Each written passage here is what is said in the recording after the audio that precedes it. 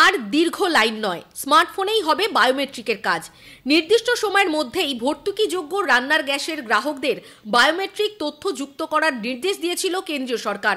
তাতে কোনো সময়সীমা বলা ছিল না।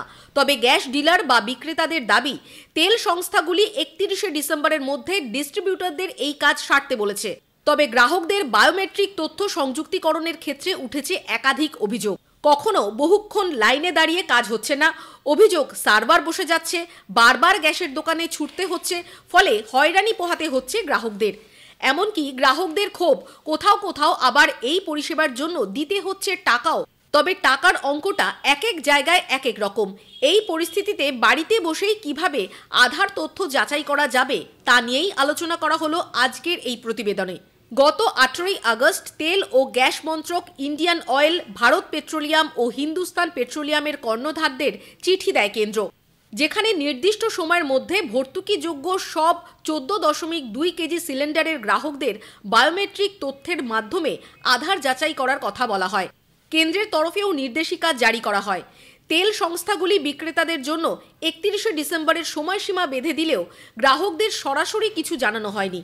তবে ইন্ডিয়ান অয়েল সংস্থা জানিয়েছে, তাদের নিজস্ব অ্যাপ ইন্ডিয়ান অয়েল 1 থেকেই আধার তথ্য যাচাই অর্থাৎ KYC করাতে পারবেন গ্রাহকরা।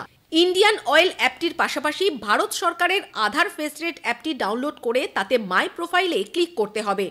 সেখান থেকে ইন্ডিয়ান ডিটেলস-এ ক্লিক করলেই KYC অপশনটি পাওয়া যাবে।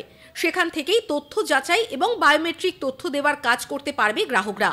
ইন্ডিয়ান অয়েল কর্পোরেশনের রাজ্য আধিকারিক এন কোনার বলেন, এই অ্যাপের মাধ্যমে KYC করে নেওয়া যাবে। এর ফলে গ্যাসের দোকানে কাউকে লাইন দিয়ে দাঁড়াতে হবে না। ভারত পেট্রোলিয়াম ও হিন্দুস্তান পেট্রোলিয়ামের গ্রাহকরাও বাড়িতে বসেই অনলাইনে আধার তথ্য যাচাই করতে পারবেন। ভারত পেট্রোলিয়ামের গ্রাহকদের হ্যালো BPCL অ্যাপটি ডাউনলোড করতে হবে। হিন্দুস্তান পেট্রোলিয়ামের গ্রাহকদের ডাউনলোড করতে হবে HP পে অ্যাপটি।